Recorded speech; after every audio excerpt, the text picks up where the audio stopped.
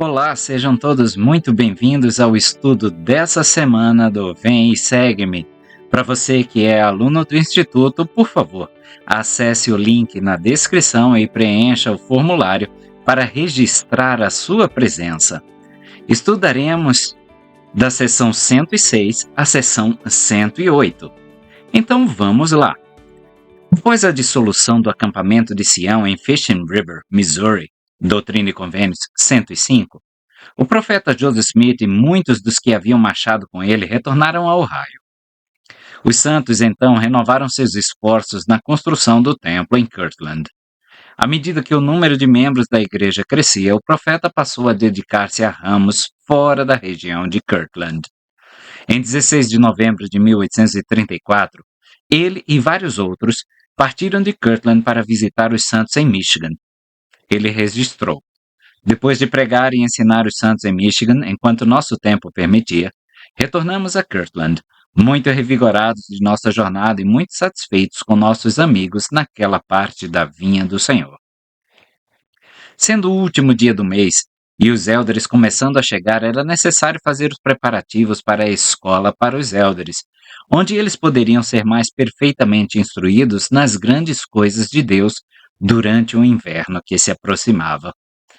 Um prédio para uma gráfica estava quase pronto, e o andar inferior deste prédio foi reservado para esse propósito, a escola, quando foi concluído. Assim, o Senhor abriu o caminho de acordo com nossa fé e obras, e bendito seja o seu nome.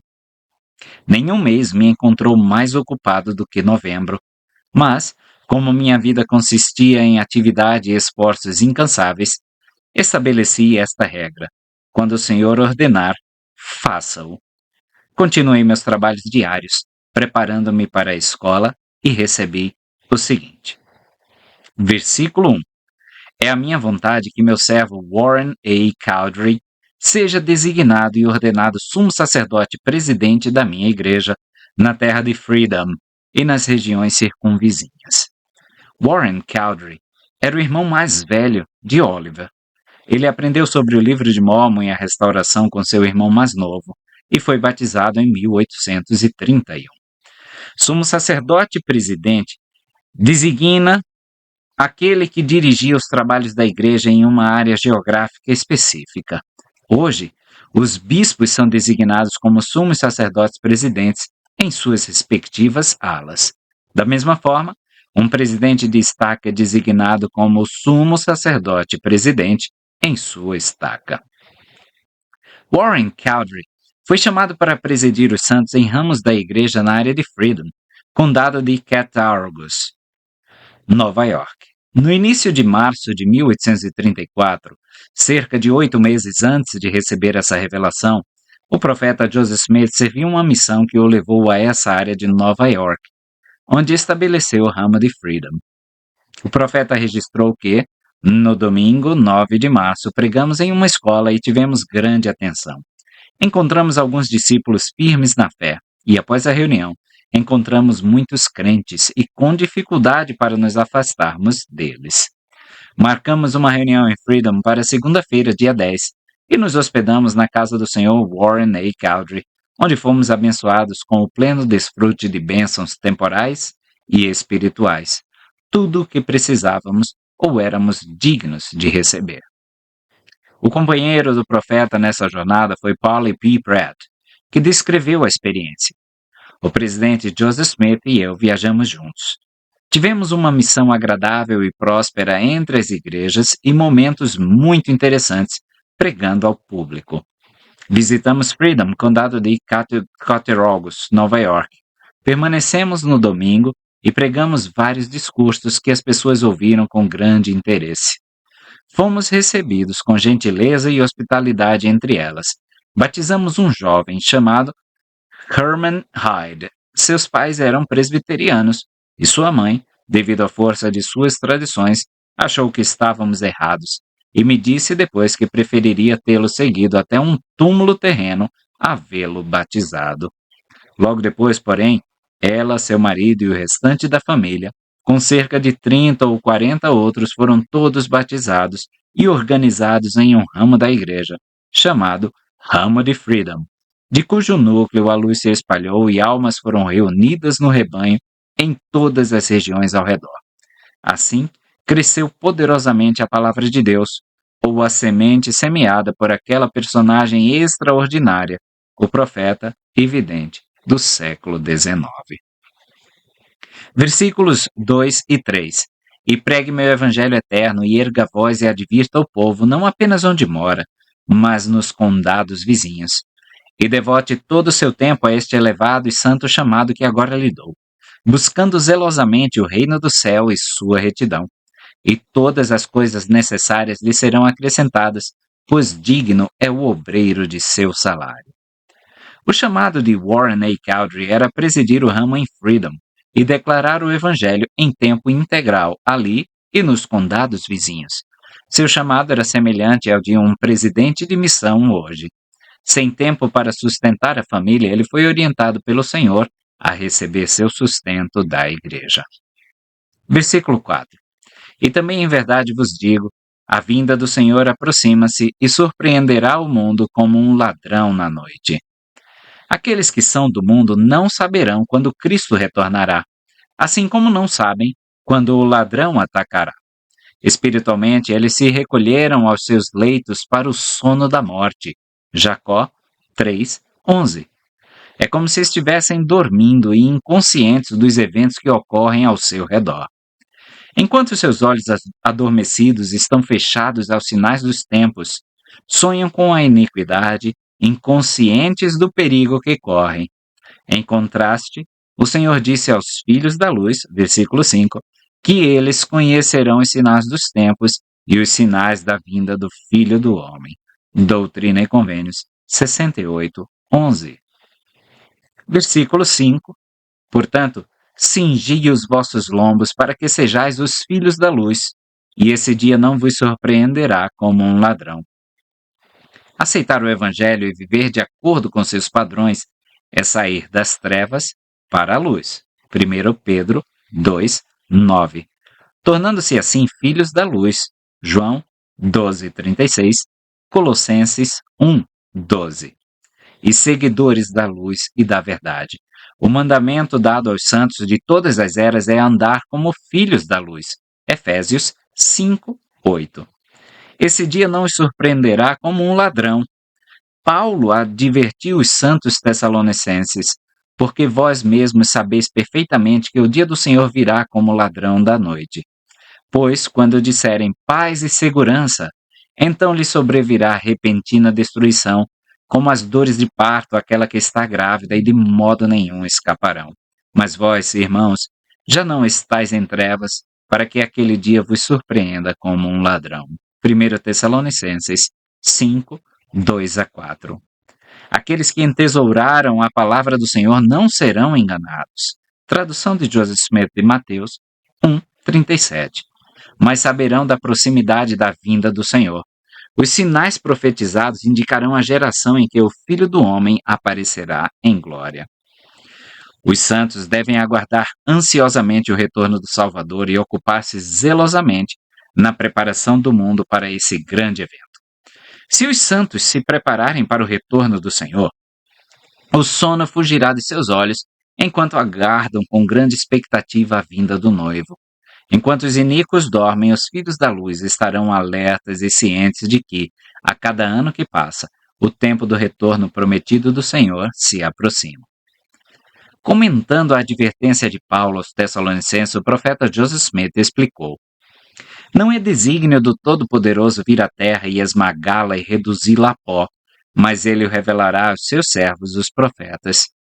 Judá deve retornar, Jerusalém deve ser reconstruída, e o templo e a água sairá de debaixo do templo, e as águas do Mar Morto serão curadas. Levará algum tempo para reconstruir os muros da cidade e do templo, e tudo isso deve ser feito antes que o Filho do Homem apareça. Haverá guerras e rumores de guerras, sinais nos céus acima e na terra abaixo. O sol se transformará em trevas e a lua em sangue. Terremotos em vários lugares. Os mares se agitarão além de seus limites. Então aparecerá um grande sinal do Filho do Homem no céu. Mas o que o mundo fará? Dirão que é um planeta, um cometa, etc.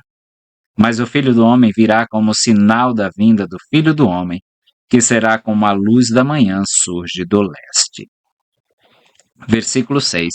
E também em verdade eu vos digo, houve alegria no céu quando meu servo Warren se curvou diante de meu cetro e se afastou das artimanhas dos homens.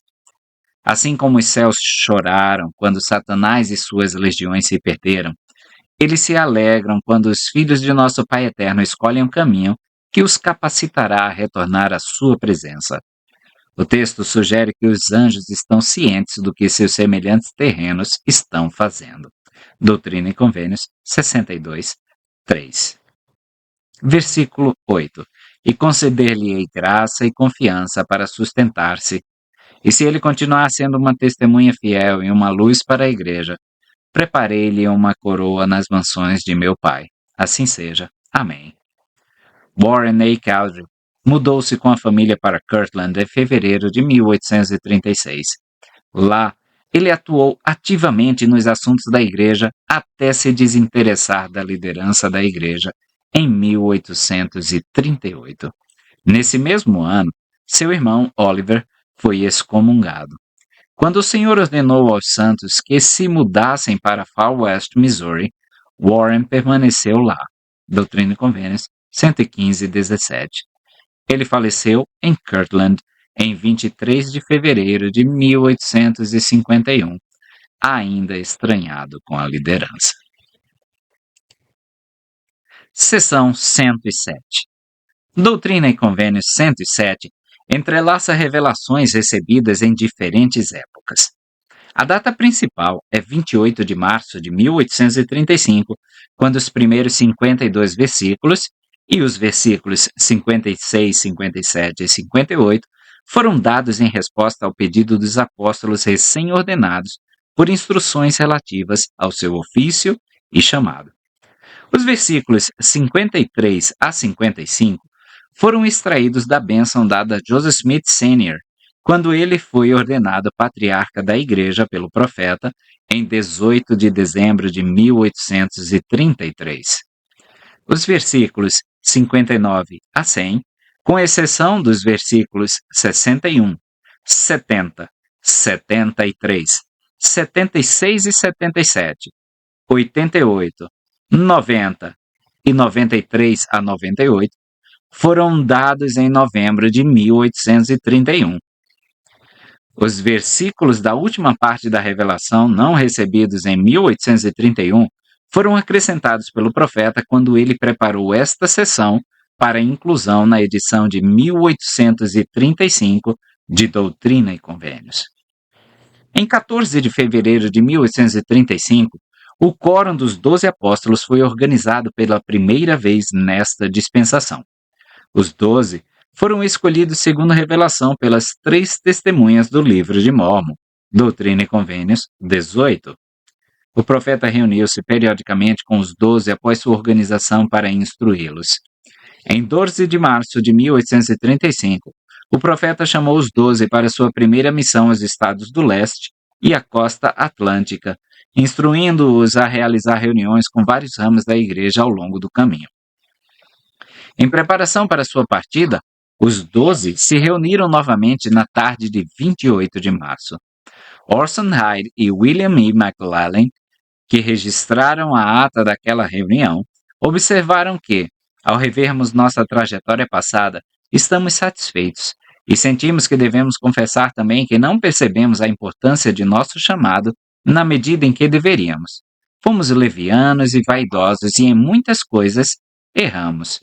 Por todas essas coisas pedimos perdão ao nosso Pai Celestial. E onde magoamos ou ferimos os sentimentos da presidência, pedimos perdão a eles. O tempo em que estamos prestes a nos separar está próximo. E quando nos encontraremos novamente, só Deus sabe. Portanto, sentimos que devemos pedir àquele que reconhecemos como nossa profeta evidente, que consulte a Deus por nós e obtenha uma revelação, se consistente, para que possamos consultá-la quando estivermos separados, para que nossos corações sejam consolados. Nossa dignidade não nos inspirou a fazer esse pedido, mas sim nossa indignidade. Pedimos unidos a Deus, nosso Pai Celestial, que nos conceda, por meio de seu vidente, uma revelação de sua mente e vontade a respeito de nosso dever na vinda de Cristo. Uma grande revelação que nos alargará o coração, nos confortará na adversidade e iluminará nossas esperanças em meio aos poderes das trevas. Em resposta a esse pedido, Joseph Smith consultou o Senhor e recebeu os primeiros 58 versículos, excluindo os versículos 53, 54 e 55. Versículo 1. Há na igreja 2 sacerdócios, a saber, o de Melquisedeque e o arônico, que inclui o sacerdócio levítico. Joseph Smith declarou: há 2 sacerdócios mencionados nas Escrituras, a saber, o de Melquisedeque e o arônico ou levítico. Embora existam 2 sacerdócios, o sacerdócio de Melquisedeque abrange o sacerdócio arônico ou levítico. É o grande líder e detém a mais alta autoridade que pertence ao sacerdócio e às chaves do reino de Deus em todas as eras do mundo.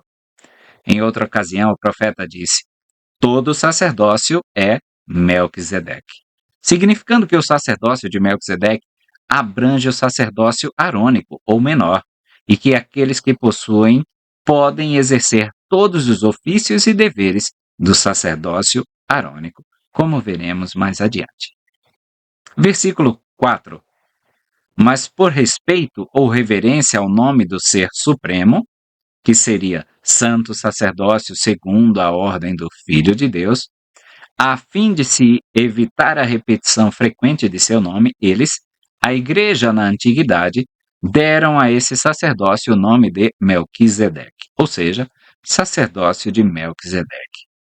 Esta frase afirma que existia uma organização eclesiástica nos tempos do Antigo Testamento.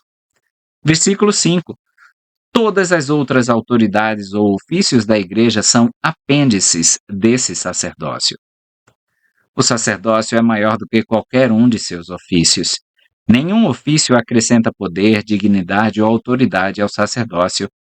Todos os ofícios derivam seus direitos, prerrogativas, graças e poderes do sacerdócio. Este princípio pode ser diagramado dividindo um círculo em segmentos. O sacerdócio é o círculo. Os segmentos do círculo são os chamados ou ofícios no sacerdócio. Qualquer pessoa que sirva em um segmento do círculo deve possuir o poder de todo o círculo. Ninguém pode possuir um ofício no sacerdócio sem primeiro possuir o sacerdócio. Versículo 6. Há, porém, 2 divisões ou categorias principais. Uma é o sacerdócio de Melquisedeque e a outra é o sacerdócio arônico ou levítico. Assim como o sacerdócio maior recebeu o nome de Melquisedeque, o sacerdócio menor recebeu o nome de Arão, irmão de Moisés. Arão era o sumo sacerdote, ou seja, o sacerdote presidente da ordem arônica, cargo em que serviu por quase 40 anos. Esse sacerdócio também é chamado de sacerdócio levítico, porque Arão era descendente de Levi, o terceiro filho de Jacó e Lia, cujos descendentes receberam o direito de primogenitura a esse sacerdócio. Eles desempenharam adequadamente suas funções desde a época de Moisés e Arão até a vinda de Cristo. Alguns argumentam que o sacerdócio arônico e o sacerdócio levítico são sacerdócios diferentes. Esta revelação, no entanto, não sustenta tal distinção. Versículo 8. O sacerdócio de Melquisedeque tem direito de presidir e tem poder e autoridade sobre todos os ofícios da igreja em todas as épocas do mundo para administrar em assuntos espirituais. O direito de presidência, comumente chamado de possuir chaves, é o direito de presidir, dirigir ou governar. Quando alguém se torna membro do Quórum dos 12, por exemplo, todas as chaves do reino lhe são conferidas. Onde quer que ele vá na igreja, um membro dos 12 é o presidente, a menos que um membro mais antigo dos 12 também esteja presente. Em certo sentido, os 12 ocupam todos os ofícios na igreja, pois presidem todos os ofícios e auxiliares. Eles não presidem porque possuem o sacerdócio, mas porque receberam as chaves ou o direito de presidência. Versículo 9. A presidência do sumo sacerdócio, segundo a ordem de Melquisedeque, tem o direito de oficiar em todos os ofícios da igreja. Presidência do sumo sacerdócio, aí mencionada, ou seja, a primeira presidência da igreja, preside todos os outros ofícios e oficiais da igreja. Joseph Smith ensinou que as revelações da mente e da vontade de Deus à igreja devem vir por meio da presidência. Por necessidade, a primeira presidência possui todas as chaves do reino, Doutrina e Convênios 92. As chaves são o direito da presidência e o sacerdócio só é usado adequadamente quando sob a direção daqueles que as possuem.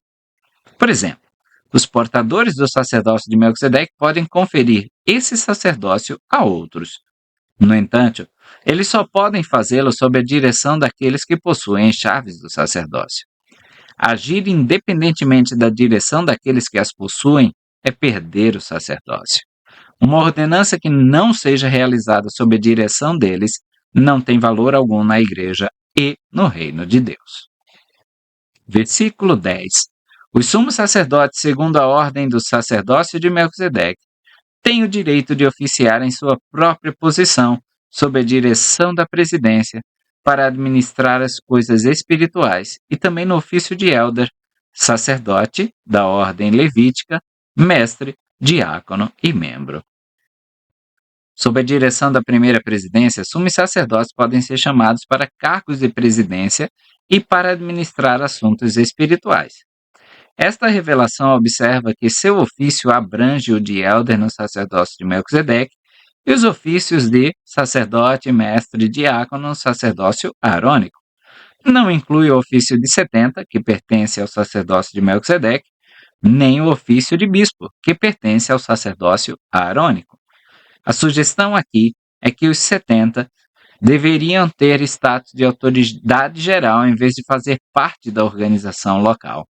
Não era necessário incluir o ofício de bispo neste versículo, porque um bispo, que é um ofício no sacerdócio arônico, também deve ser um sumo sacerdote.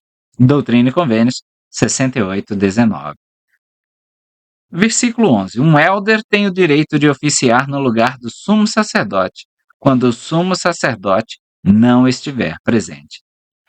Na ausência daqueles chamados para presidir, os sumos sacerdotes podem agir em seu lugar. Na ausência de sumos sacerdotes, a responsabilidade recai sobre os élderes. Versículo 13. O segundo sacerdócio chama-se sacerdócio de Arão, porque foi conferido a Arão e sua semente por todas as gerações. Desde os dias de Arão até a época de Cristo, o único sacerdócio conhecido em geral entre a casa de Israel no Velho Mundo era o sacerdócio arônico, ou levítico. O direito de possuir esse sacerdócio era limitado àqueles que eram da tribo de Levi. Com a vinda do Evangelho no meridiano dos tempos, veio a restauração do sacerdócio de Melquisedeque. O sacerdócio arônico foi mantido, com o direito de possuí-lo novamente estendido a todas as tribos de Israel. Seguindo o mesmo padrão, ambos os sacerdócios foram restaurados em nossos dias, apesar de ambos os sacerdócios poderem ser possuídos por todos os homens dignos, independentemente da tribo de Israel da qual descendem. As promessas feitas aos da tribo de Levi por todas as suas gerações ainda são lembradas e serão honradas como parte da restauração de todas as coisas. Versículo 14.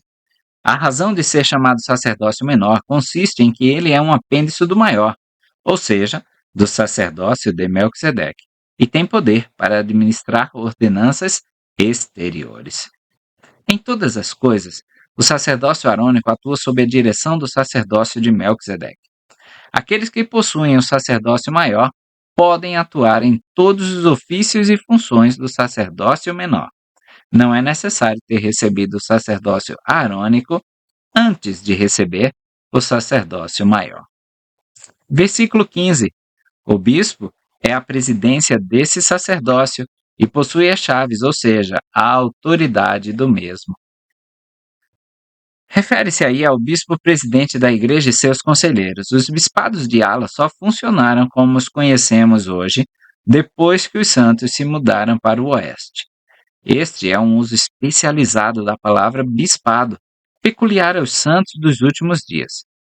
De forma mais geral, a palavra se refere simplesmente a um ofício ou chamado. Atos 1, 20, Doutrina e Convênios 114, 2. De acordo com essa revelação, o bispo-presidente e seus conselheiros possuem as chaves restauradas por João Batista a Joseph Smith e Oliver Cowdery e, portanto, dão direção e liderança a todos os portadores do sacerdócio arônico. Versículo 18. O poder e autoridade do maior, ou seja, do sacerdócio de Melquisedeque, é possuir as chaves de todas as bênçãos espirituais da igreja. Anteriormente, nessa seção, dos versículos 8 a 10 e versículos 15, chaves são equiparadas ao direito de presidência, significando autoridade para presidir. No presente texto, a ênfase muda para desvendar coisas que de outra forma permaneceriam ocultas. Conforme usado aqui, chaves torna-se uma posse individual pelo qual verdades sagradas são reveladas e promessas divinas são obtidas. Sem esse poder do sacerdócio, os homens estão perdidos, explicou o presidente Spencer W. Kimball. Somente por meio desse poder o homem possui as chaves de todas as bênçãos espirituais da igreja, permitindo-lhe receber os ministérios do reino dos céus para que os céus se abram. Doutrina e Convênios 107, 18 a 19. Permitindo-lhe entrar no novo e eterno convênio do casamento e ter sua esposa e filhos unidos a ele por um laço eterno, permitindo-lhe tornar-se um patriarca para sua posteridade para sempre e permitindo-lhe receber a plenitude das bênçãos do Senhor. Versículo 19 da seção 107.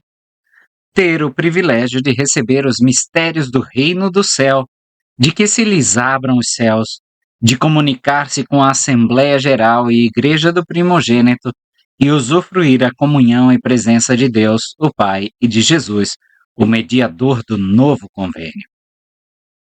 As promessas enumeradas neste versículo não são providência exclusiva dos profetas, mas destinam-se a todos os santos fiéis.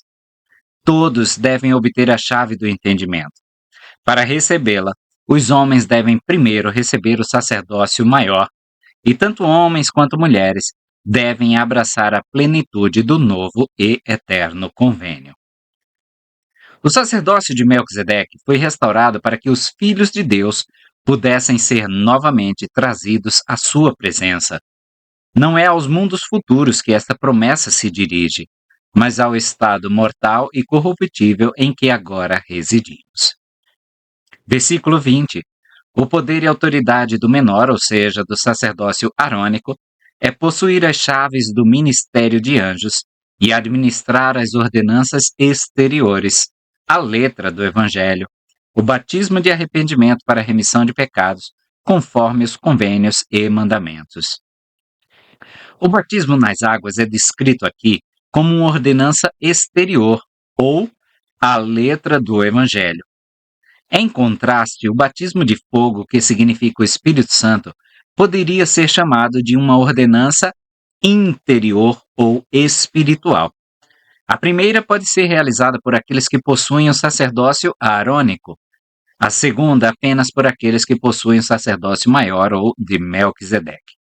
O principal encargo dado ao sacerdócio arônico é cuidar das coisas temporais, enquanto o principal encargo dado ao sacerdócio maior é cuidar das coisas espirituais.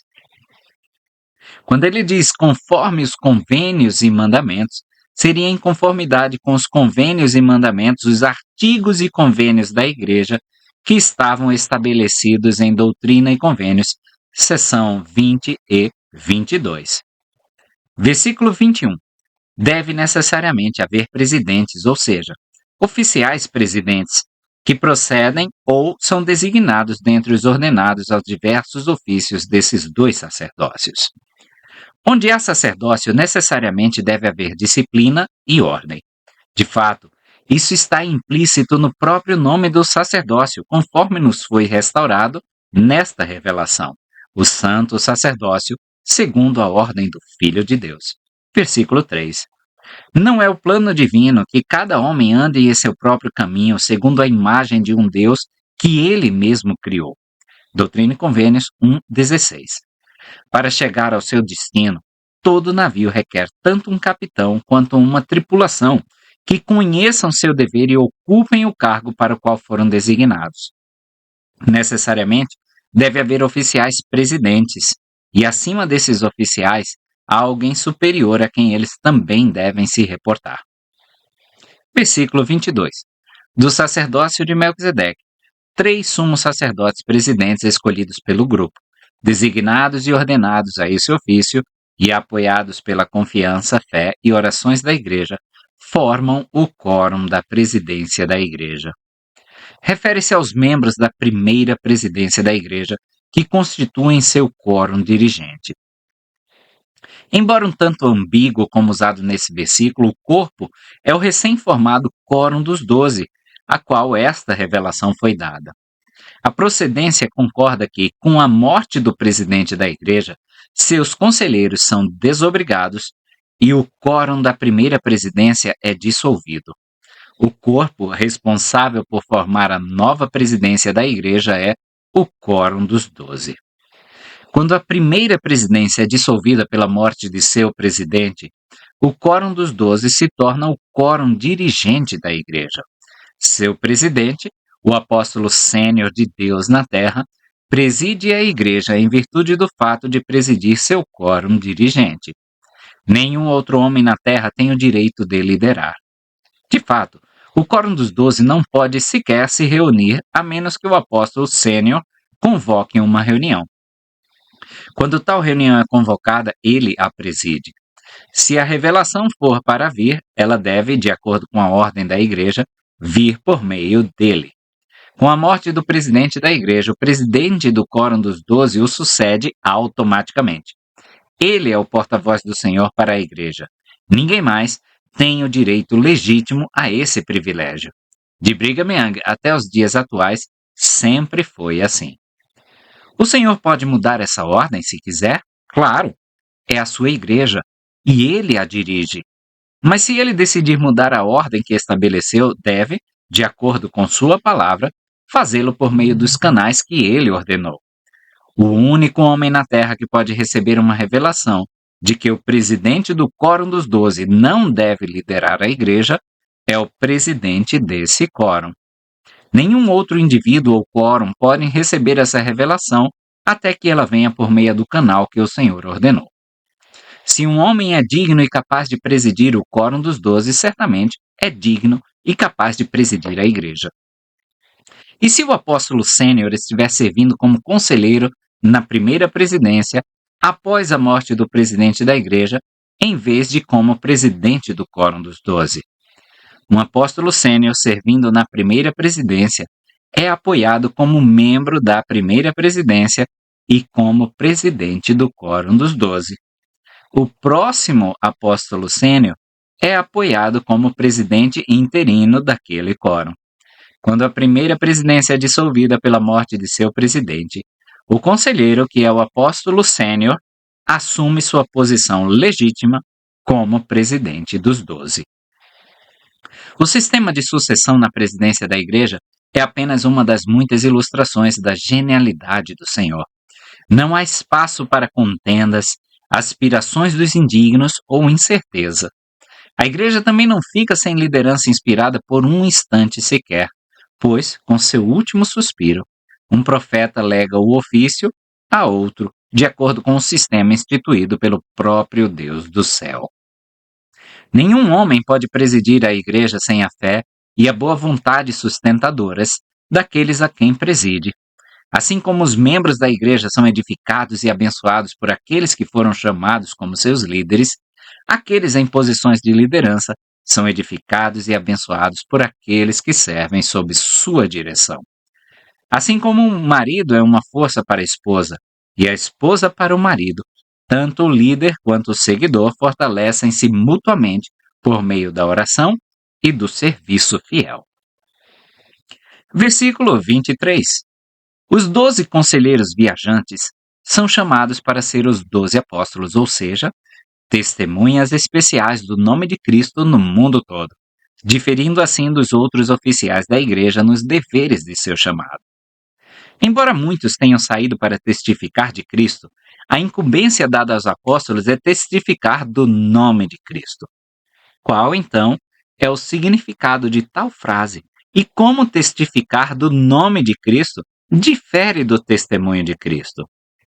Muito está envolvido na ideia do nome de Cristo. Por exemplo, o Senhor disse a Abraão: Eu te guiarei pela minha mão e te tomarei para pôr sobre ti o meu nome, sim, o sacerdócio de teu pai, e o meu poder estará sobre ti. Abraão 1:18. Testificar do nome de Cristo é testificar de seu sacerdócio, seu poder, sua santa ordem e o sistema de governo, leis e ordenanças que ele instituiu. Pouco em termos de obrigação e compromisso está associado à profissão de crer em Cristo e de testificar que a salvação se encontra nele. Testificar de seu nome abrange disciplina, ordem e o sacrifício de todas as coisas. A diferença entre os dois testemunhos é a diferença entre uma pedra e uma montanha. Uma sugere a salvação em base individual, a outra, que a salvação surge da participação fiel na comunidade do convênio. Uma representa a restauração dos princípios e da fé, conhecidos pelos santos de eras passadas, a outra, uma religião na qual o homem dita os termos da salvação. Uma nos convoca a consagrar tudo o que temos ao serviço de Deus. A outra vê tais obras como uma negação da graça de Deus. Torna-se papel dos 12 viajar pelo mundo, colocando em ordem os vários ramos da igreja, orientando o sacerdócio, ensinando os princípios da salvação e mostrando como tudo o que está associado a isso se combina para testificar de Cristo. Veremos mais adiante, a partir do versículo 33. Versículo 24. E eles formam um quórum igual em autoridade e poder aos 3 presidentes previamente mencionados. O elder Hiram M. Smith e James M. Jodl explicaram que nunca pode haver 2 ou 3 quórums de igual autoridade ao mesmo tempo. Portanto, na revelação onde se lê que os 12 apóstolos formam um quórum igual em autoridade à primeira presidência e que os 70 formam um quórum igual em autoridade aos 12, deve-se entender que essa condição de igualdade só prevaleceria quando o quórum de maior autoridade não existisse mais, por morte ou por qualquer outro motivo. Quando a primeira presidência se desorganiza com a morte do presidente, os apóstolos se tornam um quórum presidente ou conselho da igreja, com todo o poder para reorganizar a primeira presidência, quando então voltam a ser o segundo quórum de maior autoridade da igreja. Assim, com os 70, eles se tornariam iguais somente sob a condição de que os 2 primeiros quórums deixassem de existir. Com relação aos 70, essa disposição, é claro, diz respeito ao primeiro quórum dos 70. Se por alguma catástrofe os 2 quórums principais da igreja fossem dissolvidos, o primeiro quórum dos 70 se tornaria o quórum principal da igreja. Seria a responsabilidade desse quórum reorganizar o quórum dos 12, que por sua vez reorganizaria a primeira presidência. Versículo 25. Os 70 também são chamados para pregar o evangelho e ser testemunhas especiais junto aos gentios e em todo o mundo, diferindo assim dos outros oficiais da igreja nos deveres de seu chamado. O ofício de um 70 é ensinar o evangelho em todo o mundo. Os 70 são, por necessidade, oficiais gerais da igreja. Embora tenha levado algum tempo para que a igreja se desenvolvesse de acordo com as disposições desta revelação, ela agora segue esse padrão. Sobre esse assunto, John Taylor recebeu uma revelação significativa enquanto presidia a igreja. No sábado, 14 de abril de 1883, em resposta à pergunta "Mostra-nos a tua vontade, ó Senhor, a respeito da organização dos 70", ele recebeu o seguinte: "Assim diz o Senhor à primeira presidência, aos 12 e aos 70 e a todo o meu santo sacerdócio. Não se perturbe o vosso coração, nem vos preocupeis com a administração e organização da minha igreja e do meu sacerdócio, nem com a realização da minha obra. Temei-me e observai as minhas leis, e eu vos revelarei de tempos em tempos, pelos canais que designei, tudo o que for necessário para o futuro desenvolvimento e aperfeiçoamento da minha igreja, para o ajuste e desenvolvimento do meu reino e para a edificação e o estabelecimento da minha Sião. Pois vós sois o meu sacerdócio e eu sou o vosso Deus. Assim seja. Amém." Versículo 27. "E toda decisão tomada por um desses quórums deve sê-lo pelo voto unânime do mesmo, isto é, a cada membro de cada quórum deve concordar com suas decisões, a fim de que estas tenham o mesmo poder ou validade entre si. A igreja não é uma democracia, nem existe a noção de que a maioria governa. Onde as escrituras declaram que há apenas um Deus, o propósito não é ensinar um princípio matemático, mas sim enfatizar a necessidade de unidade no plano de salvação. Somos salvos na medida em que aprendemos a pensar como Deus pensa, sentir como Ele sente e agir como Ele agiria. Espera-se que esse princípio encontre expressão nas decisões dos conselhos da Igreja. Há um espírito, um poder e uma força na unidade que não podem ser desfrutados de outra forma. Não há lugar para a política quando se trata das almas dos homens e dos princípios da salvação. Discussões vigorosas terão seu lugar nos conselhos da Igreja, mas contendas e disputas, não. Uma unidade de propósito deve trazer consigo decisões unânimes. Versículo 29. Se assim não for, suas decisões não têm direito às mesmas bênçãos que as decisões de um quórum de 3 presidentes tinham antigamente, os quais eram ordenados segundo a ordem de Melquisedeque e eram homens justos e santos. Uma característica identificadora da verdadeira igreja é que nenhum oficial ou líder preside sozinho. Essa tem sido a ordem desde os tempos antigos. O conceito de uma presidência de 3 não apenas obedece à lei das testemunhas, mas também constitui um tipo terreno e uma sombra da presidência celestial, que consiste no Pai, no Filho e no Espírito Santo. Versículo 32. E no caso de qualquer decisão desses quórums ser tomada de maneira iníqua, poderá ser apresentada à Assembleia Geral dos diversos quórums que constituem as autoridades espirituais da Igreja. De outra forma, não haverá apelação de suas decisões. Uma decisão tomada por qualquer um dos 3 quórums principais da Igreja em injustiça pode ser revista perante uma Assembleia Geral dos vários quórums que constituem as autoridades espirituais da Igreja. Explicando tal ação, o presidente Joseph F. Smith disse: "Não há apelação da decisão da primeira presidência da Igreja, exceto se sua decisão for tomada em injustiça, sem amor, caridade, etc. E nesse caso, a apelação teria que ser levada aos corpos reunidos do sacerdócio. Isso significa que, quando os 12 apóstolos atuam como presidentes da igreja e tomam uma decisão que afeta o bem-estar da igreja ou sobre doutrina, não há absolutamente nenhuma apelação de sua decisão, exceto se for tomada em injustiça. E o mesmo se aplicaria necessariamente a uma decisão tomada pelos 70 na ausência da primeira presidência e dos 12, se tal coisa pudesse ser considerada." Dos versículos 33 a 35, nós podemos comentar o seguinte, que embora os 12 sejam comissionados a viajar pelo mundo para edificar a igreja e regular seus negócios, eles o fazem somente sob a direção da primeira presidência. Os 70, da mesma forma, agem sob a direção dos 12. Ao declarar o evangelho ao mundo, a incumbência dada aos membros de ambos os quórums é que vão primeiro aos gentios e depois aos judeus.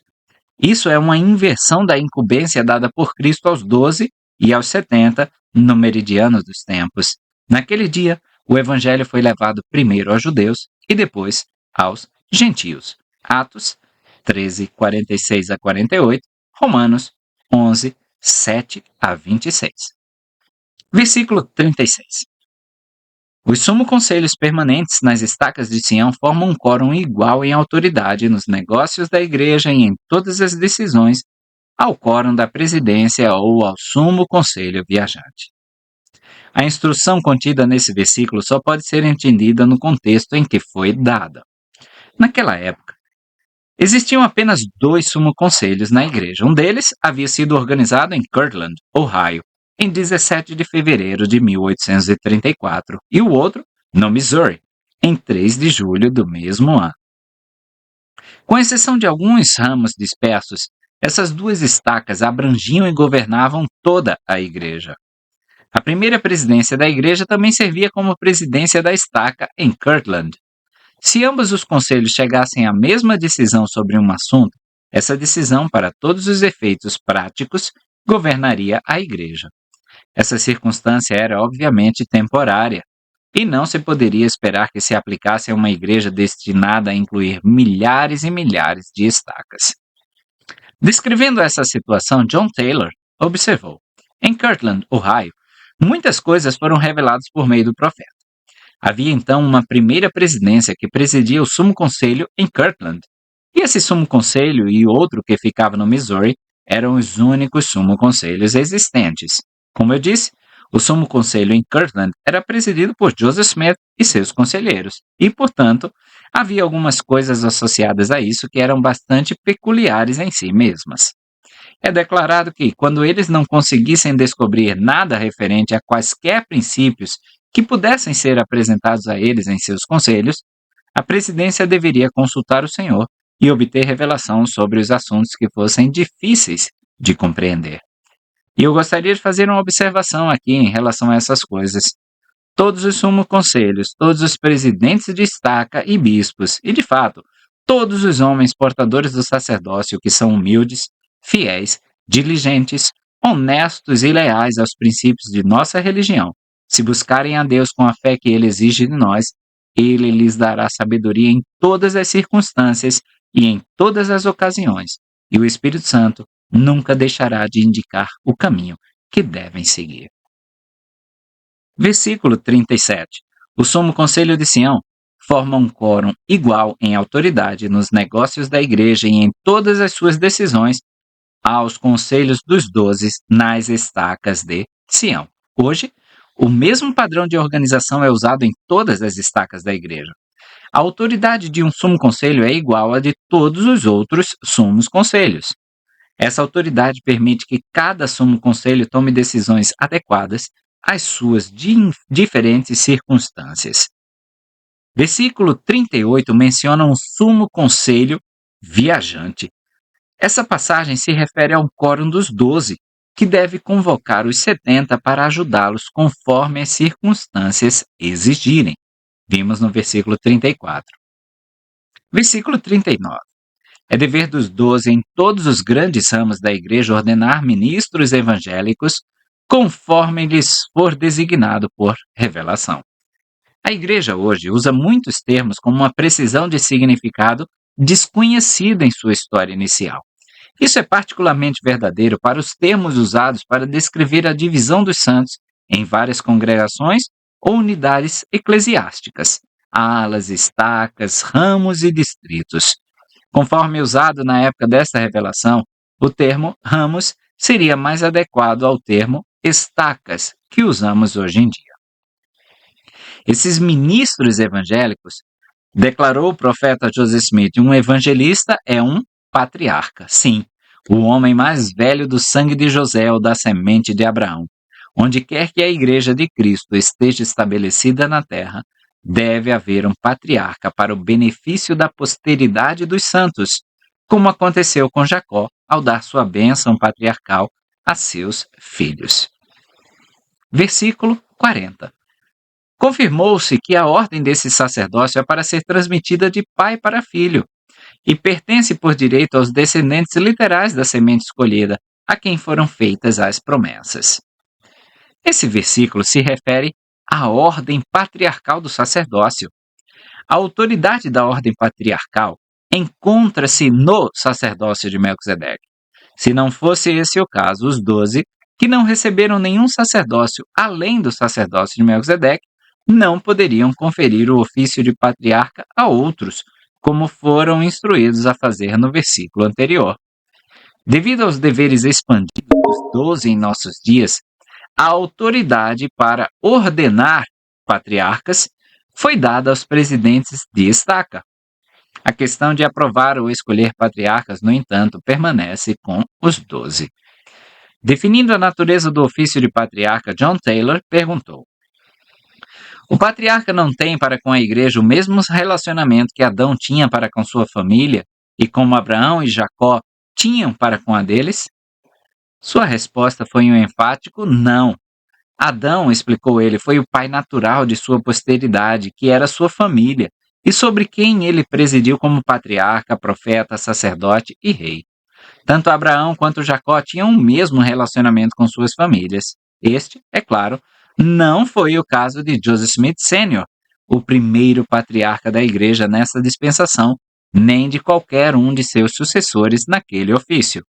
Eles não eram os pais naturais da igreja e não podiam ocupar a mesma posição que Adão, Abraão ou Jacó.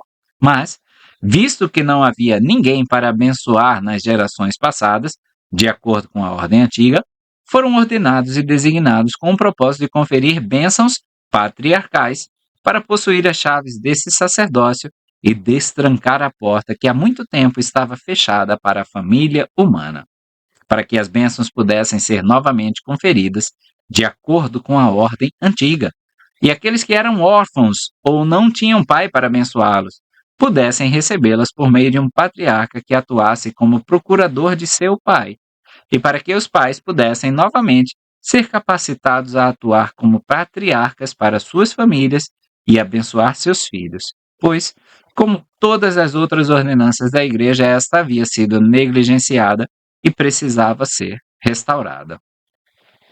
Um ano após o recebimento dessa revelação, as chaves que Abraão e Elias, o profeta, possuíam foram restauradas. Com eles veio o direito de realizar casamentos eternos e unir famílias por toda a eternidade. Assim, a parte mais importante da ordem patriarcal, ou seja, o novo e eterno convênio do casamento, foi restaurada. Nessa ordem, por meio dela, um homem se torna um patriarca natural para sua própria família, imitando assim a antiga ordem das coisas. O presidente John Taylor ensinou: todo pai, depois de receber sua bênção patriarcal, é um patriarca para sua própria família e tem o direito de conferir bênçãos patriarcais à sua família. Bênçãos essas que serão tão legais quanto as conferidas por qualquer patriarca da igreja. Na verdade, é seu direito. E um patriarca, ao abençoar seus filhos, só pode abençoar como seu porta-voz. O elder Bruce R. McConkie acrescentou esta observação: ele se refere a todo pai que é casado na ordem celestial e, por meio dela, recebeu as bênçãos de Abraão para ser um patriarca natural. De Adão a Noé, o representante e presidente do Senhor na terra exerceu o ofício conjunto de patriarca e sumo sacerdote, um chamado conferido sucessivamente de pai para filho. Abraão, Isaque, Jacó e outros patriarcas tiveram direitos semelhantes em seus respectivos dias. A Abraão foi prometido que, a partir de sua época, todos os que recebessem o evangelho seriam considerados sua semente e que seus descendentes teriam direito, por linhagem, ao mesmo sacerdócio que ele havia conquistado. Abraão, capítulo 2, versículos 6 a 11. Certas pessoas justas estavam, portanto, destinadas a receber o sacerdócio porque eram herdeiros legítimos segundo a carne. Era seu direito de primogenitura. Doutrina e Convênios 86, 8 a 10. Bênçãos especiais de primogenitura e preeminência no sacerdócio permaneceram na linhagem de Jacó. Rubem, seu primogênito, perdeu a primogenitura por causa da iniquidade, e ela passou para José. 1 Crônicas 5, 1 e 2. E por meio dele, para Efraim. Eu sou um pai para Israel, disse o Senhor, e Efraim é meu primogênito. Jeremias 31, 9. Esse status preferencial desfrutado por Efraim entre suas tribos companheiras em Israel continua até os nossos dias. Predominantemente, Efraim, entre todas as tribos de Israel, foi até agora reunido no rebanho do verdadeiro pastor. Quando as tribos perdidas retornarem, elas virão aos filhos de Efraim para receber suas coroas de glória. Doutrina e Convênios 133, 26 a 34. Desde Arão até a vinda de João Batista, os sumos sacerdotes em Israel serviram em seus ofícios de presidência da ordem aarônica porque eram descendentes de Arão. O ofício de bispo-presidente na igreja hoje é de natureza hereditária comparável, embora o Senhor não tenha até agora designado a linhagem na qual reside o direito a tal ofício. Doutrina e Convênios 68, 14 a 24. O direito de possuir o sacerdócio levítico antigamente era limitado aos filhos de Levi, que assim obtiveram suas prerrogativas do sacerdócio por nascimento. No meridiano dos tempos, Nosso Senhor alterou esse sistema e espalhou essa ordem arônica de autoridade entre os membros masculinos dignos da igreja em geral. 1 Timóteo 3, 1 a 13. O direito que aqui é mencionado é obtido por nascimento, pertence a todos os que nascem sob o convênio. A promessa que foi feita é a de continuação da unidade familiar ao longo do tempo e da eternidade. Em todas as dispensações do Evangelho, essa promessa está no cerne do plano de salvação. Versículo 53. 3 anos antes de sua morte, Adão chamou Sete, Enos, Cainã, Maalalel, Jared, Enoque e Matusalém, todos sumos sacerdotes e também o restante de sua posteridade, que era justa, ao vale de Adão, onde Amã, e lá lhes conferiu sua última bênção. Cada um dos 7 patriarcas mencionados neste versículo recebeu o sacerdócio das mãos de Adão. Sobre Maalalel, Jared e Enoque, somos informados de que Adão, posteriormente, também os abençoou. Posteriormente, somos informados de que Enoque viu o Senhor. Nesse versículo, aprendemos que todos eles eram sumos sacerdotes. Joseph Smith nos disse que Adão abençoou sua posteridade porque queria levá-los à presença de Deus. Aqui somos informados de que Adão deu a eles e ao restante de sua posteridade, que era justa, sua última bênção. Depois disso, o Senhor lhes apareceu. Doutrina e Convênios 107, versículo seguinte, 54. Tudo o que nos é dito aqui está de acordo com o padrão apresentado anteriormente nesta revelação, versículos 18 e 19, e em Doutrina e Convênios 84, 19. Talvez Adão, onde Amã, com uma conferência geral da igreja, consistisse em reuniões diferentes. Nem todos podem ter participado de todas elas. Versículo 54. E o Senhor apareceu a eles, e ergueram-se e abençoaram Adão e chamaram-no Miguel, o príncipe, o arcanjo. O grande patriarca Adão era conhecido por nós em nosso estado pré-mortal como Miguel, que liderou os exércitos do Senhor contra Lúcifer quando ele e 1/3 das hostes celestiais se rebelaram contra o Pai e o Filho. Versículo 55. E o Senhor confortou Adão e disse-lhe: Coloquei-te à cabeça, uma multidão de nações procederá de ti, e deles serás por príncipe eternamente. Esses versículos dos 53 a 55 foram retirados da bênção dada por Joseph Smith a seu pai, Joseph Smith Sr., quando foi ordenado o primeiro patriarca desta dispensação em 18 de dezembro de 1833. A bênção é a seguinte: Bendito seja meu pai pelo Senhor, pois ele estará no meio de sua posteridade e será consolado por suas bênçãos quando for velho e encurvado pela idade. E será chamado príncipe sobre eles, e será contado entre aqueles que possuem o direito do sacerdócio patriarcal. Sim, as chaves desse ministério, pois ele reunirá sua posteridade como Adão. E a assembleia que ele convocou será um exemplo para meu pai, pois assim está escrito a seu respeito. 3 anos antes da morte de Adão, ele chamou Sete, Enos, Cainã, Maalalel, Jared, Enoque e Matusalém, que eram sumos sacerdotes, com o restante de sua posteridade, que eram justos, ao vale de Adão, onde Amã, e lá lhes concedeu sua última bênção. E o Senhor apareceu a eles, e eles se levantaram e abençoaram Adão e o chamaram de Miguel, o príncipe, o arcanjo. E o Senhor confortou Adão e disse-lhe: Eu te coloquei à frente, uma multidão de nações procederá de ti, e tu serás príncipe sobre elas para sempre. Assim será com meu pai. Ele será chamado príncipe sobre sua posteridade, possuindo as chaves do sacerdócio patriarcal sobre o reino de Deus na terra. Sim, a igreja dos santos dos últimos dias. E ele se assentará na Assembleia Geral dos Patriarcas, sim, em conselho com o ancião de dias, quando ele se assentará e todos os patriarcas com ele, e desfrutará de seus direitos e autoridade sob a direção do ancião de dias. E outra vez, bendito é meu Pai, porque a mão do Senhor estará sobre ele, e ele será cheio do Espírito Santo, porque ele predirá tudo o que acontecerá à sua posteridade até a última geração, e verá a aflição de seus filhos passar, e seus inimigos debaixo de seus pés. E quando sua cabeça estiver completamente madura, ele se verá como uma oliveira cujos galhos estão curvados com muito fruto. Eis que as bênçãos de José, pela mão de seu progenitor, virão sobre a cabeça de meu pai e sua semente depois dele, até o fim. Ele mesmo será um ramo frutífero. Ele será como um ramo frutífero, sim, um ramo frutífero junto a um poço cujos galhos correm sobre o muro, e sua semente permanecerá em força, e os braços de suas mãos serão fortalecidos pelas mãos do poderoso Deus de Jacó, e o Deus de seus pais. Sim, o Deus de Abraão, Isaque e Jacó o ajudará e sua semente depois dele. Sim, o Todo-Poderoso o abençoará com bênçãos do céu acima e sua semente depois dele. Ele e as bênçãos do abismo que jaz abaixo.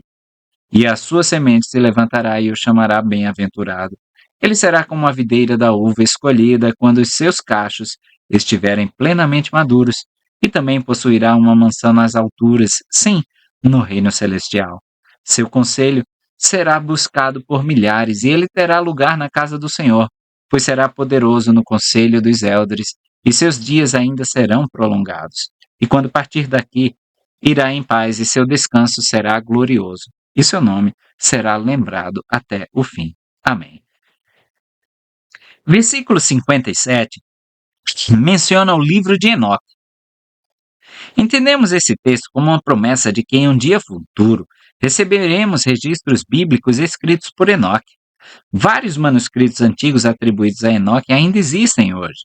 Esses manuscritos são geralmente classificados como pseudoepigráficos, ou seja, com nomes falsos, pelo menos em parte, porque o mundo acadêmico não acredita que existisse uma língua escrita na época de Enoque. No entanto, o livro de Moisés nos assegura que Adão e seus descendentes tinham uma língua pura e imaculada, e que essa mesma língua era conhecida por Enoque. Moisés 6, versículos 6, 46 e 47. Comentando sobre os manuscritos existentes de Enoque, o elder Bruce A. McConkie observou: nos escritos pseudoepigráficos de Enoque, encontramos visões, profecias, exortações e exposições doutrinárias relativas à segunda vinda e ao milênio.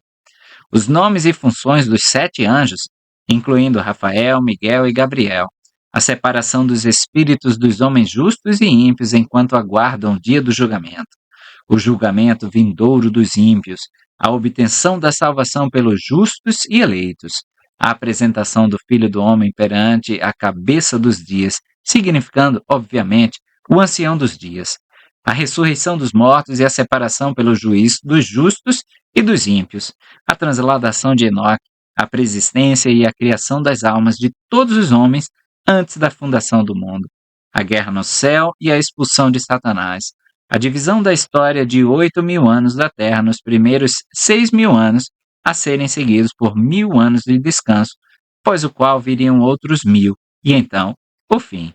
Uma lista de bem-aventuranças não muito distantes em sabedoria das do próprio Jesus, responsabilidade pessoal pelo pecado, a salvação dos animais, o estado de vida eterna para aqueles que guardam os mandamentos e muito, muito mais. Observa que os assuntos aqui recitados, embora ensinados em parte e por inferência nas escrituras canônicas daquela época de nossos dias, são de fato conhecidos apenas em clareza e pureza pela revelação moderna. É muito mais do que coincidência que as doutrinas atribuídas a Enoque nos escritos pseudoepigráficos sejam as mesmas que o Senhor achou por bem restaurar com clareza em nossa dispensação. Infelizmente, a totalidade desses escritos antigos não pode ser aceita como a mente, a vontade e a voz daquele de quem provém a revelação. Assim como no estudo dos livros apócrifos, o mesmo ocorre com o estudo dos escritos pseudoepigráficos. O buscador da sabedoria revelada deve ser guiado pelo poder do Espírito Santo. Esperamos plenamente que todos os escritos de Enoque nos sejam restaurados na pureza com que ele os registrou originalmente. Versículo 58. É dever dos 12 também ordenar e organizar todos os outros oficiais da igreja, conforme a revelação que diz. Nesse ponto, no ponto que estamos agora dessa sessão, uma revelação dada em 1831 no condado de Cuyahoga, Ohio, sobre o sacerdócio, é acrescentada àquela que havia sido recebida em 28 de março de 1835. Alguns acréscimos a essa revelação foram feitos antes dela aparecer na edição de 1835 de Doutrina e Convênios. Os versículos 61, 70, 73, 76, 77, 88, 90, 93 e 98 foram acrescentados à revelação original. Versículo 61. E também sacerdotes para presidir os que têm o ofício de sacerdote.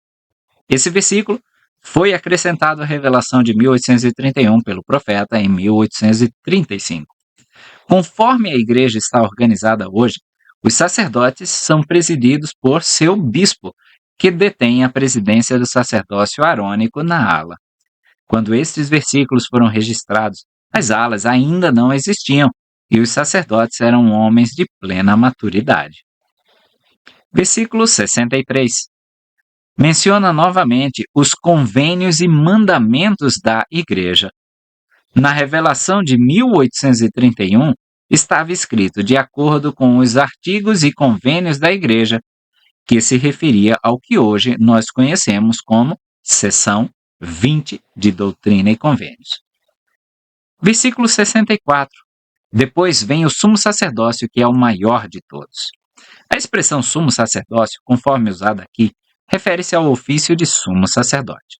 O versículo anterior fala de um elder, um ofício no sacerdócio maior. Este versículo segue, observando que depois do elder vem o sumo sacerdócio. Versículos 65 e 66. Portanto, é preciso que se indique alguém do sumo sacerdócio para presidir o sacerdócio, e ele será chamado presidente do sumo sacerdócio da igreja, ou, em outras palavras, o sumo sacerdote presidente do sumo sacerdócio da igreja. O presidente da igreja é o sumo sacerdote que preside a igreja. Ele possui todas as chaves do reino e todos os quórums do sacerdócio funcionam sob sua direção. Dos versículos 68 ao 76, nós vemos uma referência ao chamado do bispo presidente. Desde a época de Arão até João Batista, o sumo sacerdote em Israel, de acordo com a ordem arônica, presidia o sacerdócio e o templo. Não é de surpreender, portanto, que com a restauração desse ofício nessa dispensação, houvesse alguma confusão quanto à autoridade atribuída a essa posição. Somos informados de que esse ofício, conhecido por nós hoje como bispo-presidente, não é igual ao do presidente do sumo sacerdócio, mas sim ao de presidir as coisas temporais. Para possuir as chaves desse ofício é preciso ser sumo sacerdote ou descendente literal de Arão. Esse ofício de bispo também carrega consigo a responsabilidade de ser juiz em Israel. Fala-se também de outros bispos que devem atuar em sua área de autoridade designada, seguindo o padrão do bispo-presidente.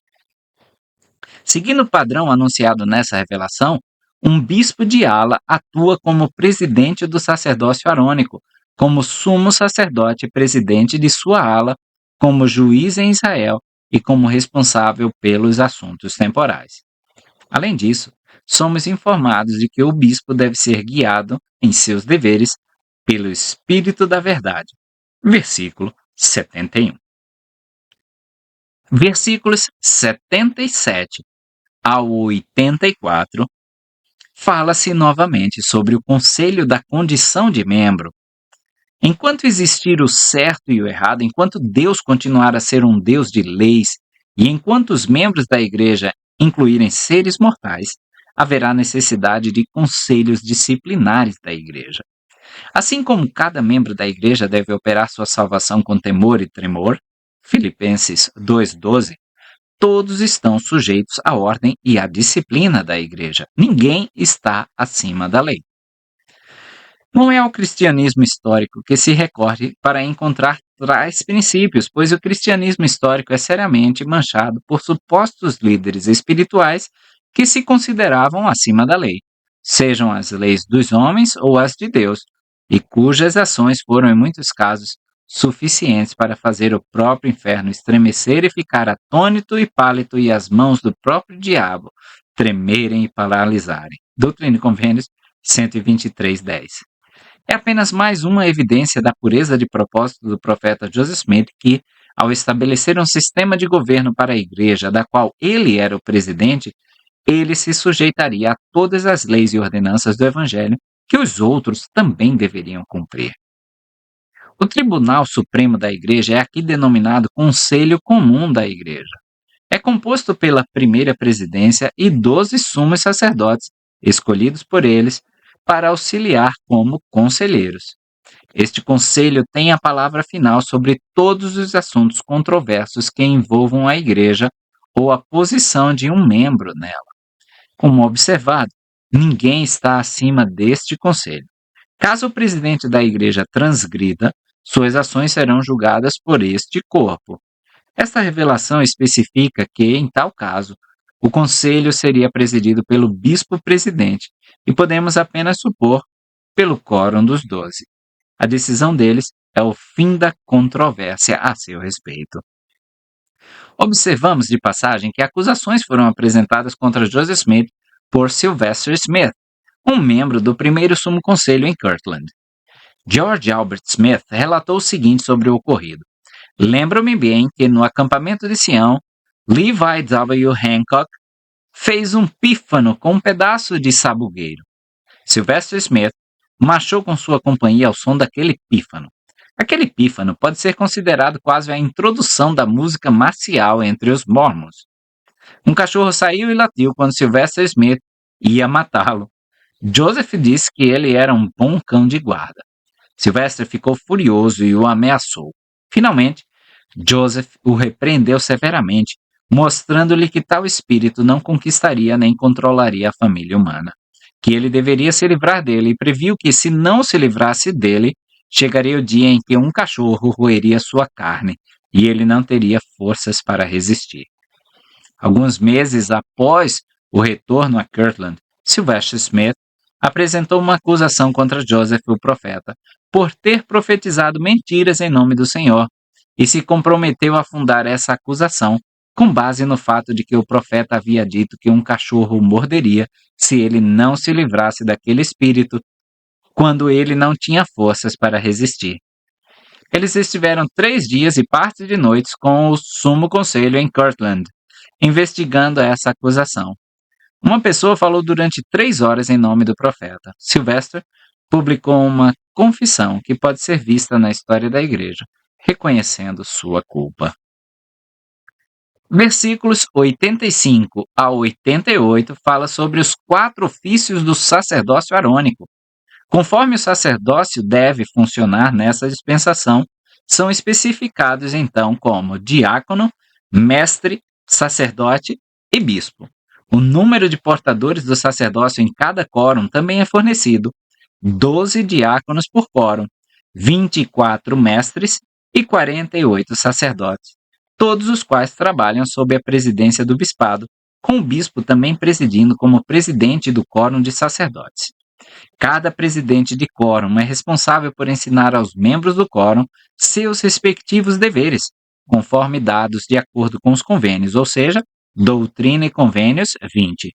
Os únicos oficiais em nível de ala que possuem chaves são presidente do Quórum de Diáconos, presidente do Quórum de Mestres, o bispo e o presidente do Quórum de Élderes. Versículo 91.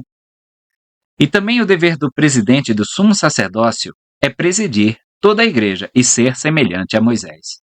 Moisés, que é um tipo clássico de Cristo, é aqui apresentado como um modelo a ser seguido pelo homem que está à frente da igreja. Versículo 93. E está de acordo com a visão que mostra a ordem dos 70, que eles devem ter 7 presidentes para presidi-los, escolhido dentre os 70. Ora, se ele, Joseph Smith, viu os 70 em visão, raciocinou Orson F. Whitney, por que não os apóstolos? Por que não a primeira presidência? Por que não as estacas e alas com seus líderes presidentes e até mesmo as organizações auxiliares? Quem pode dizer que ele não os viu? Quem pode dizer que esses quórums do sacerdócio, essas sociedades e associações auxiliares, a Igreja de Deus em sua totalidade, como existe na Terra, não é um reflexo da Igreja de Deus no céu, na medida em que se adapta às nossas condições atuais, na medida em que se considerou necessário organizá-la aqui. O resultado final será uma igreja perfeita, correspondendo em todos os detalhes à igreja do primogênito. E isso para que a vontade de Deus seja feita na terra, assim como é feita no céu. Dos versículos 94 ao 98, nós temos os deveres dos 70. Algum tempo e esforço foram necessários para permitir que a igreja crescesse na revelação que descreve os deveres de um 70. De acordo com a orientação das Escrituras, aqueles que servem como 70 hoje são autoridades gerais que trabalham sob a direção dos 12 em todo o mundo, como visto no versículo 38. Versículos 99 e 100. Portanto, agora que todo homem aprenda o seu dever e a agir no ofício para o qual for designado, com toda a diligência. Aquele que for preguiçoso não será considerado digno de permanecer. E o que não aprender seu dever e não mostrar ter sido aprovado, não será considerado digno de permanecer. Assim seja. Amém. Essa grande revelação sobre o sacerdócio conclui com um encargo dado a todo portador do sacerdócio para que aprenda seu dever e haja com diligência no ofício para o qual foi chamado. O chamado é para magnificar ofícios, não o sacerdócio. Falamos livremente sobre magnificar nosso sacerdócio, observou Joseph Fielding Smith, mas o que as revelações falam é sobre magnificar nossos chamados no sacerdócio, como élderes, setentas, sumos sacerdotes, patriarcas e apóstolos. Todo homem deve desenvolver sua salvação no ofício para o qual foi chamado. Os élderes devem fazer o trabalho de élderes e os sumos sacerdotes o trabalho de sumos sacerdotes, se desejam ser salvos. Invejar o ofício de outro enquanto negligenciamos aquele para o qual fomos chamados é semear as sementes da tristeza. John Taylor disse que era simples responder à pergunta: quem era o maior, os 70 ou o sumo sacerdote? É o homem que magnifica o seu ofício. Quanto à responsabilidade no ofício e no chamado que nos cabe, o presidente Joseph Fielding Smith fez este lembrete. O Conselho dos 12 não os impôs a vocês. A presidência da igreja não os impôs a vocês. É verdade que eles, ou seus representantes, os chamaram e ordenaram para este ministério. Mas a responsabilidade de realizar este trabalho veio do Filho de Deus. Vocês são seus servos. Serão responsáveis perante ele por sua mordomia e, a menos que magnifiquem seus chamados e se mostrem dignos e fiéis em todas as coisas, não se apresentarão irrepreensíveis diante dele no último dia. Seção 108. Doutrina e Convênios 108 registra uma revelação pessoal dada a Lyman Royal Sherman, confidente e amigo do profeta Joseph Smith. Ele, sua esposa, Delcena Johnson, e outros membros de sua família filiaram-se à igreja em janeiro de 1832, em Vermont. Lyman e Delcena mudaram-se para Kirtland, Ohio, em 1833. Em 1834, Lyman Sherman marchou com o acampamento de Sião e, ao retornar do Missouri, foi ordenado um dos 7 presidentes do Quórum dos 70 original, em 28 de fevereiro de 1835. Ele foi desobrigado desse cargo em abril de 1837, pois já havia sido ordenado sumo sacerdote. No dia seguinte ao Natal de 1835, enquanto conversava com o profeta, Lyman disse: "Fui motivado a lhe revelar meus sentimentos e desejos, e me foi prometido que receberia uma revelação que tornaria conhecido o meu dever." A revelação registrada na seção 108 foi dada em resposta a esse pedido. Pouco depois de receber essa revelação, Sherman participou com seus companheiros de quórum de várias reuniões no templo de Kirtland, no início de 1836, nas quais unções e bênçãos foram dadas. Após a fuga de Joseph Smith para o Missouri no início de 1838, dissidentes em Kirtland tentaram usar a gráfica e seus materiais para fomentar a oposição ao profeta. Para frustrar seus planos, Lyman secretamente queimou a prensa. Mudou-se para o Missouri em algum momento antes de outubro de 1838 e foi nomeado membro temporário do Sumo Conselho em Far West em 13 de dezembro de 1838. Em uma revelação dada a Joseph Smith enquanto o profeta estava encarcerado na cadeia de Liberty, Lyman Sherman foi chamado para preencher uma vaga no Quórum dos 12. Infelizmente, ele faleceu de doença aos 35 anos, sem saber que essa sagrada responsabilidade lhe havia sido concedida. Versículo 1. Em verdade, assim te diz o Senhor, meu servo Lyman: perdoados são os teus pecados, porque obedecestes a minha voz, e viestes aqui esta manhã para receber conselhos daquele que designei. Lyman Sherman, um homem de grande integridade espiritual, estava respondendo à orientação que o Senhor lhe dera ao buscar conselho do profeta.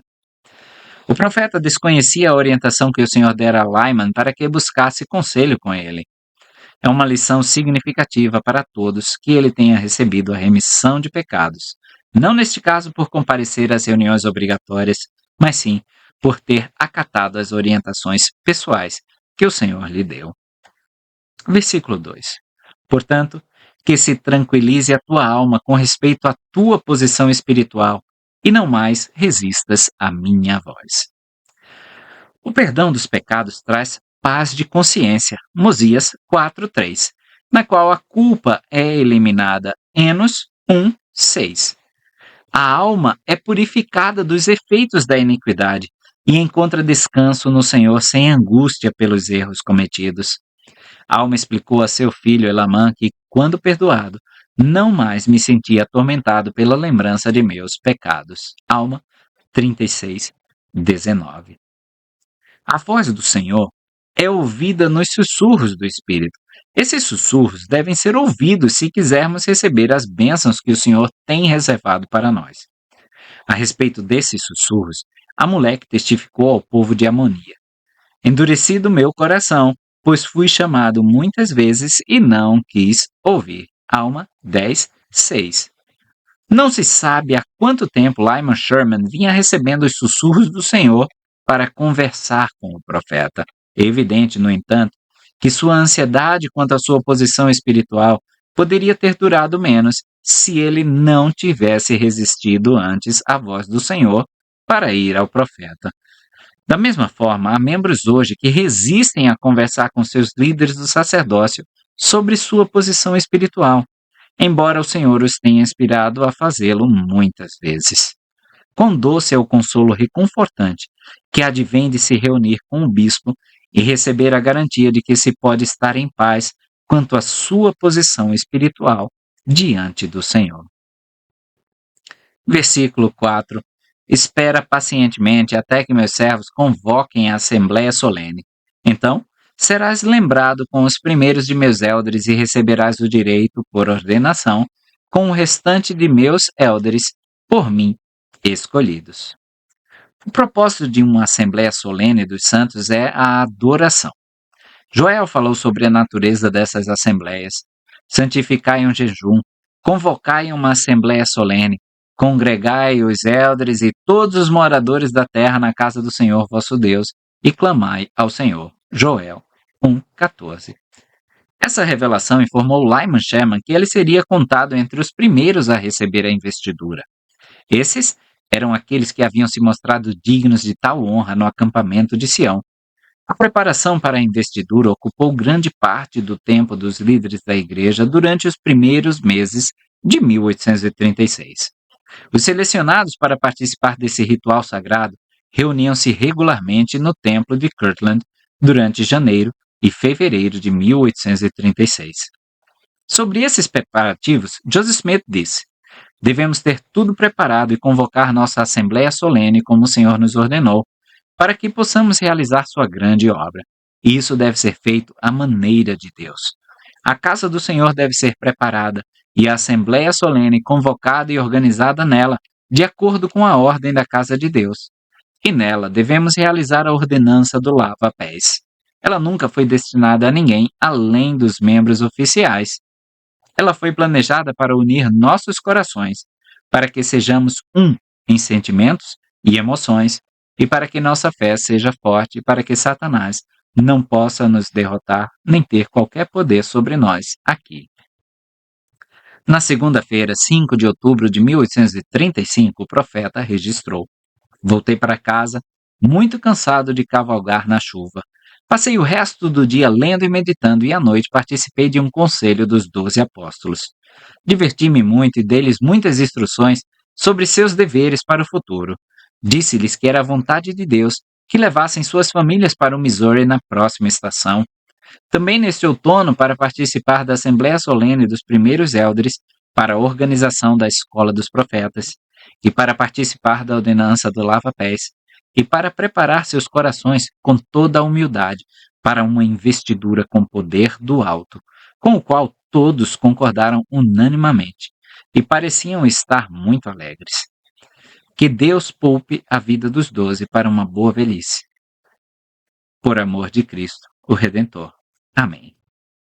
Vocês serão lembrados como os primeiros dos meus elders, é isso que diz no versículo. Naquela época, o elder Sherman era um dos 7 presidentes dos 70. A referência ao primeiro de meus elders não se refere ao ofício de elder no sacerdócio de Melquisedeque, mas sim aos quórums presidentes da igreja. A bênção prometida a eles era que seriam os primeiros elders nessa dispensação a serem investidos de poder no templo de Kirtland. Versículos 5 e 6 vai falar sobre essa investidura. Somente depois que os elders da igreja foram investidos com o poder do alto, é que eles deveriam sair para pregar o evangelho às nações do mundo. O mesmo se aplicava aos discípulos do Salvador na Palestina. O Senhor ressuscitado os instruiu: permanecei, porém, na cidade de Jerusalém, até que sejais investidos de poder do alto. Lucas 24, 49. O profeta Joseph Smith explicou: a investidura visava preparar os discípulos para suas missões no mundo. Da mesma forma, o Salvador ordenou aos santos que construíssem uma casa, na qual pretendo investir com poder do alto aqueles que escolhi, pois essa é a promessa do Pai a vós. Portanto, ordeno-vos que permaneçais, assim como meus apóstolos em Jerusalém. Doutrina e Convênios 95, 8 e 9. E dali, instruiu o Senhor: todos os que eu desejar irão a todas as nações. Doutrina e Convênios 38, 33. Após a investidura de poder, Lyman Sherman, assim como outros irmãos investidos, tinha o direito de levar o evangelho ao mundo inteiro. Versículo 7. Portanto, fortalece os teus irmãos em todas as tuas conversas, em todas as tuas orações, em todas as tuas exortações e em todos os teus feitos. O verbete conversação, conversas, no dicionário da época de Joseph Smith, lemos o seguinte: curso geral de maneiras, comportamento, conduta, especialmente no que diz respeito à moral.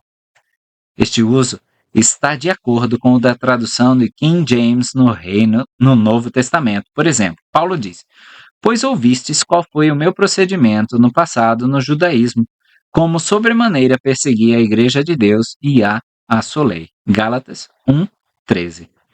Como observado na nota de rodapé da edição Sud da Bíblia, a referência de Paulo não é a sua fala, mas sim a sua conduta. Efésios 2, versículo 3, 1 Timóteo 4, 12, 1 Pedro 1, 15 a 16. E para finalizar essas nossas sessões, versículo 8, que nos conforta. E eis que estou contigo para abençoar-te e livrar-te para sempre. Amém.